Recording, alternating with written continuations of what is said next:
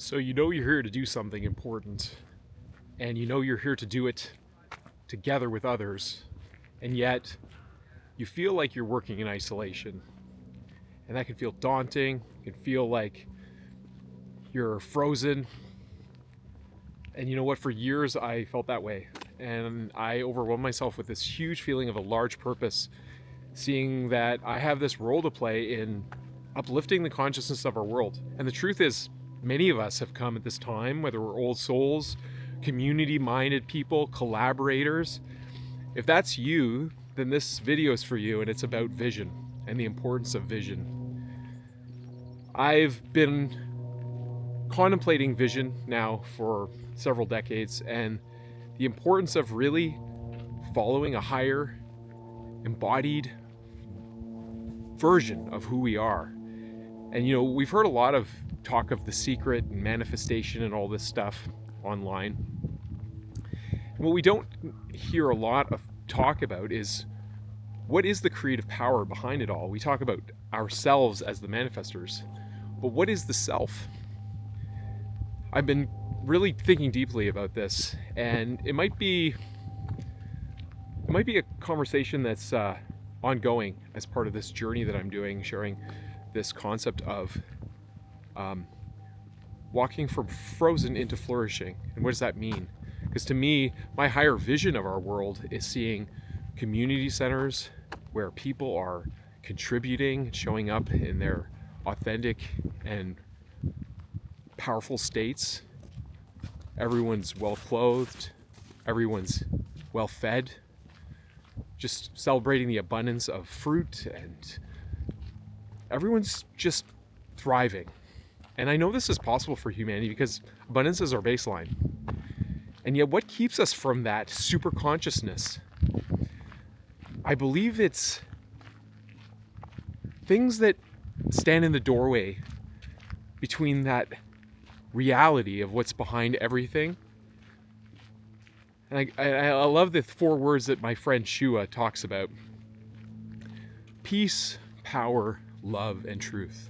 This interconnection of this really ineffable creative energy that not only creates worlds, it creates all of the cosmos.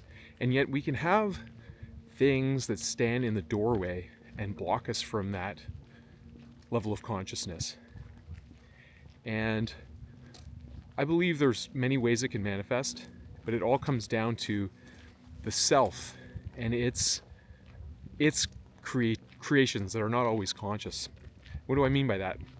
Well, things like resentment, frustration, disappointment, judgment, criticism.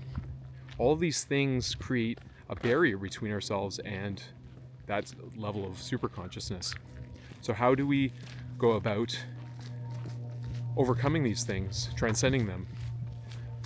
Well, firstly, knowing that there is a higher vision to strive for, I think, is first step. So it's a step of awareness. And then next, we have to go through somewhat of a cleansing process. And this is not always comfortable or easy, but it can be done in grace. And so there's one exercise I want to share with you. It is really powerful. And it's very simple to do. It has to do with recognizing first what is the quality of consciousness, whether it is resentment or animosity, even qualities like thieving or lying, things like this. Writing down a list of all the qualities that the self has taken on in this conditioned reality, writing them down on paper, being self-honest, and then lying down, going into a receptive state and recognizing that whatever the creative power that brings all of this into life has the ability to transform it as well. And reaching out to that highest loving intelligence in a way that really lets that consciousness know that you are ready to get rid of this. So it's an emotional process. And just surrendering and letting go and asking for the relief of that belief, of that pattern, And just knowing that in that asking that it is achieved, it is done. Because this is the nature of the parenting impulse, to fulfill all of our requests and needs. And what happens then? Well, it creates a void in consciousness. It basically creates a space for something new to fill that. So what quality would you like to embody once that lower vibrational energy or pattern is no longer there? And this is where we can be creators and practice our roles as the co-creators of our existence, whether it's, you know, cheerfulness or joy or unconditional love or feelings of peace or self-honesty or really any higher quality, compassion, exuberance, a heart of service, whatever you want to fill that. If you write that now on a paper in gold letters and then go back into that meditation, lay down, put that beautiful expression of your own consciousness onto your chest and reach out to the same loving creator and let it know that you're ready to embody these qualities and focus on them and feel what they feel like being in your body. And I love lingering in this practice as part of the exercise. And you know, for a long time, I wondered about this exercise because it was shared with us from Christ in his letters. And I wonder, why would we need to write these things out? Why don't we just turn to divine consciousness in our minds? And a lot of this has come up lately, this concept of manifestation. You know, we tend to make it into a like this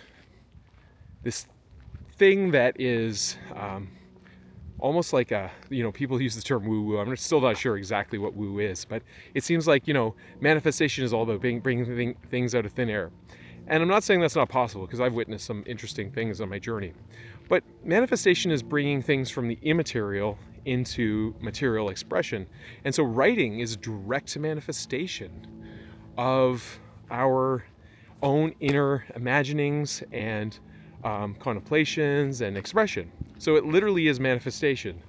So by clearing out what is no longer there, removing it, and then putting in what we would like to embody, we are actively taking conscious steps to embodying our unique expression of a truly enlightened being on this planet. And this exercise can be practiced over and over again until we are really living as that higher vision of what and who we came here to be. At the end of the day, I feel like, you know, it's about our recognition and our perception that who we truly are as the wholeness, as the real self, as the soul at the heart of it all, is beyond our capacity to put in words, but we can feel it. And that's really the key. So I wanted to share about vision and how important it is to embody that vision. So that's my video for today. I hope that it had focus and gave meaning and added some life to your day, a feeling of aliveness. If you would like to book a call with me, I am offering community co-creation services as well as one-on-one mentorship, and you're also warmly welcome to Lightheart Vision, our complementary community that focuses on gathering higher visions and embodying them together towards a more enlightened world. Blessings to all of you, and have a wonderful day.